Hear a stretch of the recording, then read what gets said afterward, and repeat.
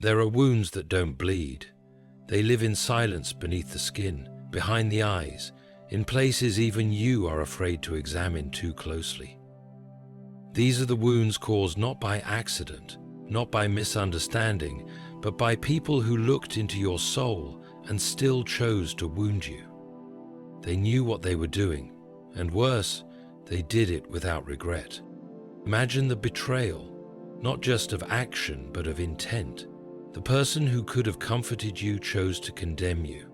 The one who had the power to defend you chose to expose you. The ones who knew your fragility decided to test how far you could break, and they did it all with a smile. Not once did they look back and ask if they had gone too far. No guilt, no hesitation, no shame, just the cold calculation of someone who believed they would never have to answer for what they did. But the soul, though it does not scream outwardly, whispers in the corridors of heaven. God hears what you cannot voice. He sees what others pretend never happened. He records every tear they made you cry. Every night you stayed awake in mental agony while they slept peacefully in their self-righteous comfort. And the justice of God, though often slow, is never absent. The arrogance of those who hurt you without remorse is built on a lie that there will be no consequences. They think that silence is weakness. They think that your grace was permission. But what they don't see is that the longer heaven watches, the more precise its response will be. The longer God waits, the heavier his hand becomes. He is not ignoring you. He is preparing something they cannot escape. God does not forget, and God does not overlook. He teaches not through vengeance, but through precision. He doesn't lash out blindly. He instructs through pain. The same pain they dismissed when it was yours will be the very tool he uses to shape their awakening. They caused you pain with no regret, but their own regret will soon become the shadow that walks with them. They will not see it at first. Life will begin to pull at them in subtle ways. Relationships will become strained. Confidence will quietly drain. Things they used to control will start to escape their grasp. At first, they'll blame others. They'll search for external reasons why everything feels unstable. But there comes a point where they can no longer deny it. Life is teaching them, not through your retaliation, not through your words, but through divine orchestration. This is not revenge. It is restoration. It is God resetting the scales. It is the unseen hand correcting what was twisted in the darkness. Their comfort will shrink as yours begins to grow. Their laughter will feel forced as your smile begins to return. The lesson will not be quick, but it will be complete. And in that completeness, they will finally understand the weight of what they did. When you walk with God, you do not need to chase justice. You simply need to endure. The path may be narrow, it may be painful, but it always leads to light. And those who injured you will learn that pain is not just something you caused. It is something you inherit when you've ignored the cries of the innocent. There's something sacred about pain that's been endured without an audience. When you suffer quietly, when no one comes running, when no arms reach out to catch you, something in the soul either collapses or becomes unshakably strong. Those who caused that kind of pain believed they were writing the end of your story, but they didn't realize that they were only setting the stage for God's greatest work in your life. You see, the world has a way of applauding cruelty when it's disguised as confidence. People will cheer for the ones who speak the loudest, stand the tallest, and break the most hearts, so long as they do it with charm. And you, the one they hurt, are often left with your pain questioned or dismissed. They'll call you too sensitive. They'll say you misunderstood, but deep down, you know the truth. You remember the tone in their voice, the calculation in their choices, the eerie calm with which they inflicted wounds that took you months, maybe even years to recover from. They did it without regret, because they didn't believe your pain mattered. They thought your value was negotiable, your trust disposable, your love replaceable. To them, you were a canvas for their frustration, a mirror to project their insecurities, a target that didn't fight back. And because you didn't scream or retaliate, they mistook your restraint for weakness. But restraint is not weakness. It is the mark of someone who trusts a higher justice. And that justice, though quiet, is always in motion. What they don't know is that when they broke you, they actually broke something in themselves too. There's a silent fracture that forms in the soul of someone who wounds others without remorse. It doesn't show up immediately. It doesn't scream for attention. But it begins to rot the core of who they are. Their conscience, no matter how suppressed, becomes infected. Their peace becomes unsettled. Their mind becomes a battlefield. And slowly, God begins the lesson. It starts with loss of control. The things they used to manipulate with ease suddenly push back. The people they once influenced now see through them. Their charm wears thin. Their circles shrink. And the confidence they once paraded becomes laced with fear. Not fear of you, but fear of themselves. Fear of being exposed. Fear of facing the pain they once gave so freely. And that's the turning point. Because suffering, when permitted by God, is not random. It's specific, tailored, measured to humble without destroying. It's not just karma, it's divine calibration. It touches them in the very places where they thought they were invincible. God allows cracks to form in the image they worshipped, their reputation, their control, their pride. And soon, what once made them feel powerful becomes a burden too heavy to carry. You will hear of them, or you might see them, and when you do, you'll notice something's changed. The glow is gone, the arrogance replaced by shadows in the eyes. You may even see them trying to pretend, trying to smile through it. But their soul will tell you what their face cannot. They are learning what you were forced to understand: the weight of pain, the price of arrogance, and the mercy of God's timing. It will not be your words that convict them, it will be the silence. The silence of God holding a mirror to their life. The silence of prayers they once mocked, now echoing in their own darkness. The silence of your absence, that once didn't matter, but now haunts them with questions they can't silence. God is not mocked, He's not absent, He's patient.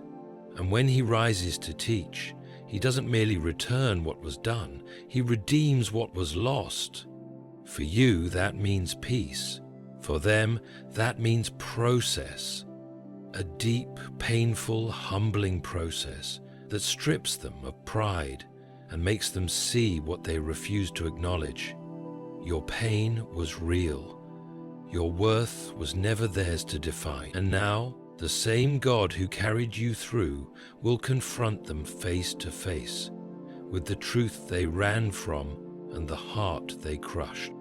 There's a peculiar kind of silence that follows those who once rejoiced in their cruelty. It's not the silence of peace nor the quiet of contentment. It's the void left behind when the spotlight dims and the applause fades. When God begins to teach, He does not use thunder, He uses silence. And in that silence, the proud come face to face with what they've become.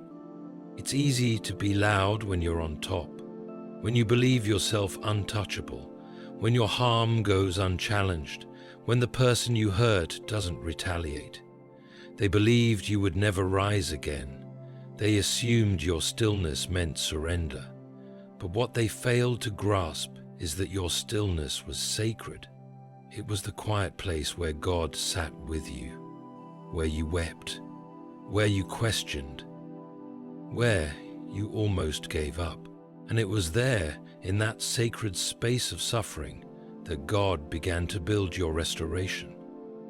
Now it is their turn to be still, and stillness terrifies the guilty. Without distractions, they begin to remember faces they dismissed, words they twisted, trust they trampled.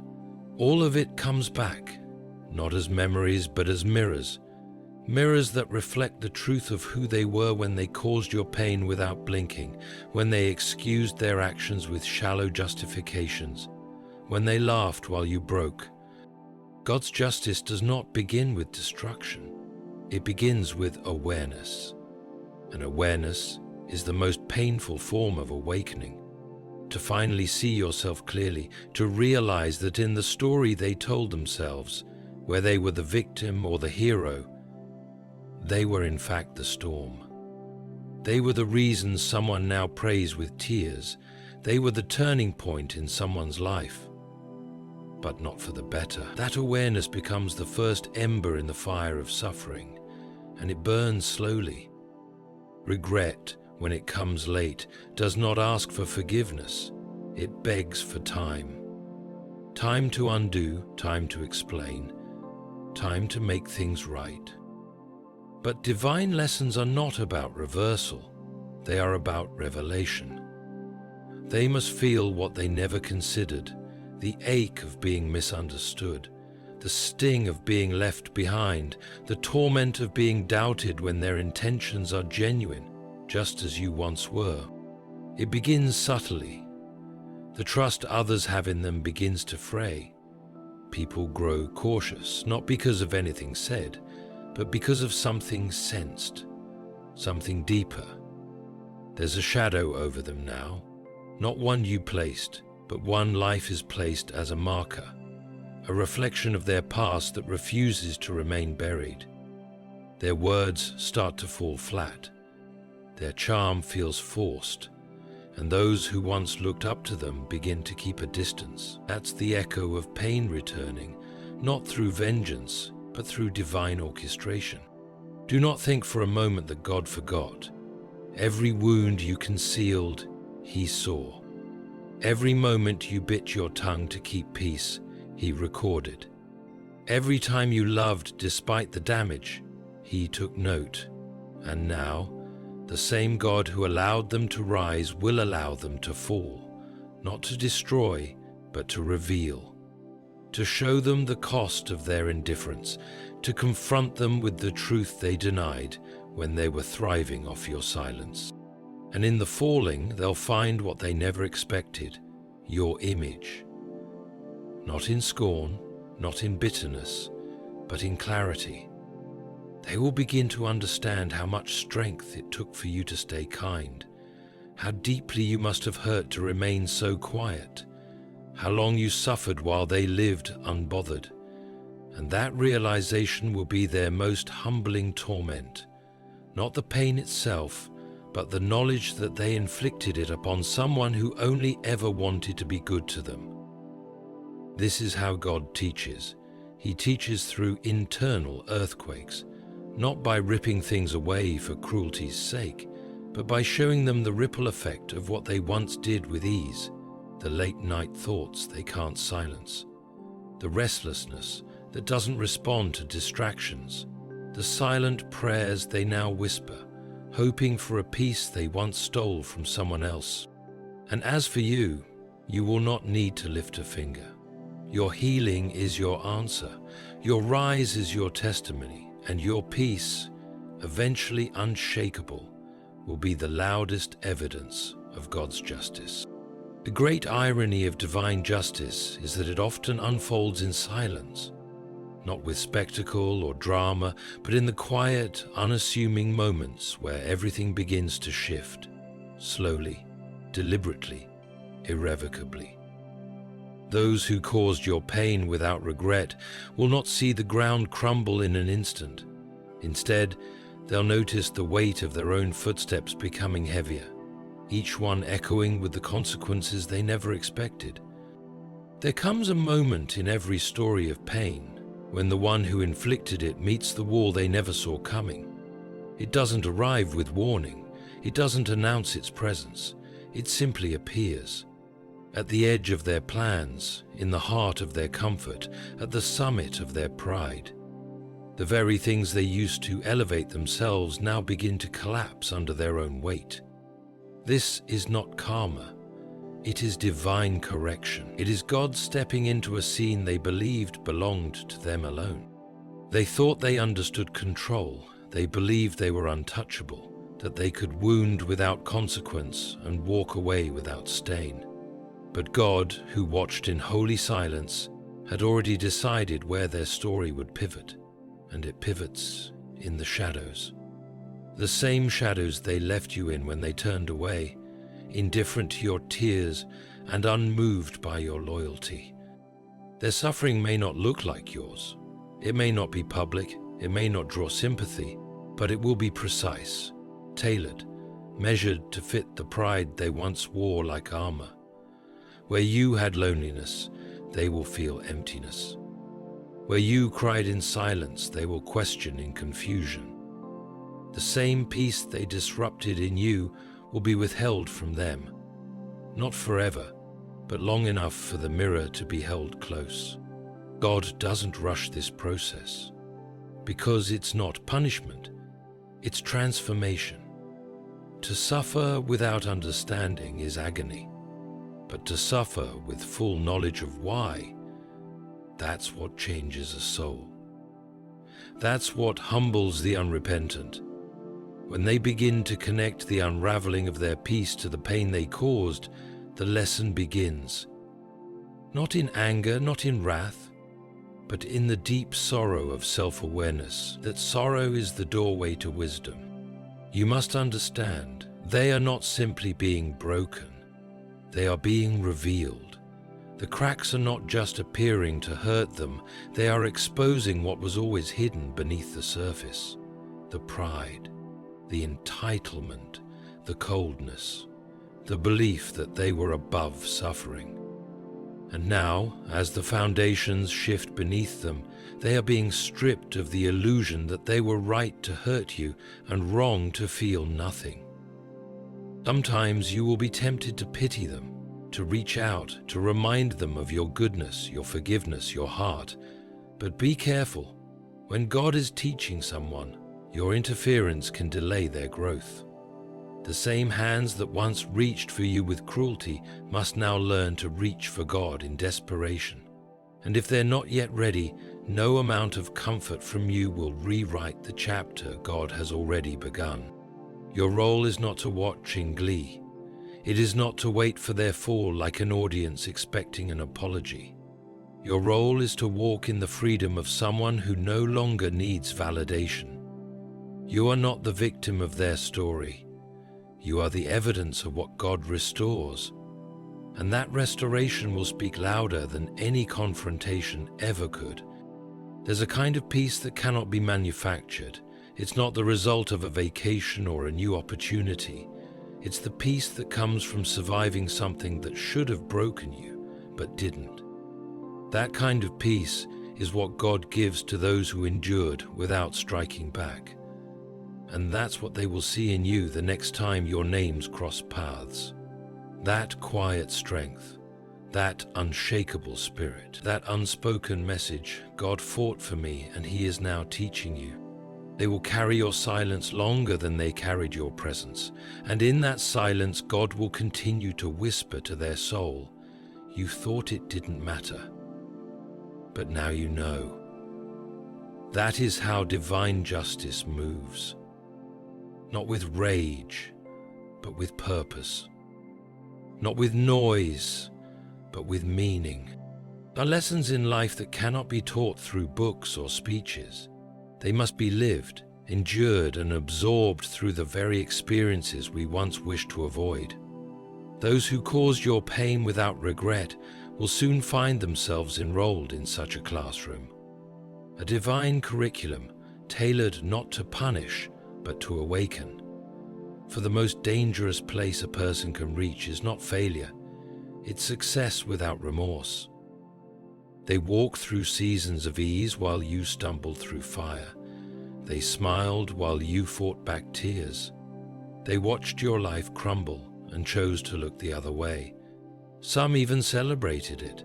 And now, as your life begins to rebuild, they find themselves entering a chapter they cannot control, filled with questions they once ignored. The power they once abused now escapes them. The peace they once took for granted now eludes them. That's not coincidence, that's God. And God doesn't teach in the same way man does. He teaches in patterns, in echoes, in mirrored experiences. He doesn't just deliver consequences, he reflects them. He allows them to feel the same dismissiveness they once gave. He lets them face the same rejection they sowed. Not to destroy, but to humble. Not to crush, but to correct. Because true transformation never begins until pride is peeled back and a person is forced to look directly at their own heart. They will begin to remember, not just what they did, but how you responded. That you didn't fight back, that you didn't expose them, that you didn't wish harm upon them, and those memories will start to feel heavier than they once did. What they used to justify in one sentence will now echo in the halls of their conscience, and God will not silence it. He will allow them to sit with it until the lesson is complete. You may wonder why this process takes time, why those who hurt you seem to move freely while you're still healing. But that's because healing is preparation. Before God moves in their life, He moves in yours. Before He corrects them, He strengthens you. He doesn't just remove the pain.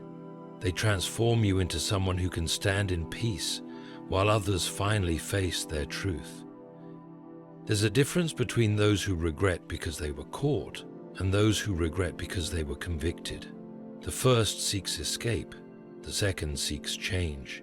And God, being just, will not allow the first without leading toward the second. So even if they appear to move on, even if they build new lives, they are not free from the weight of what they've done.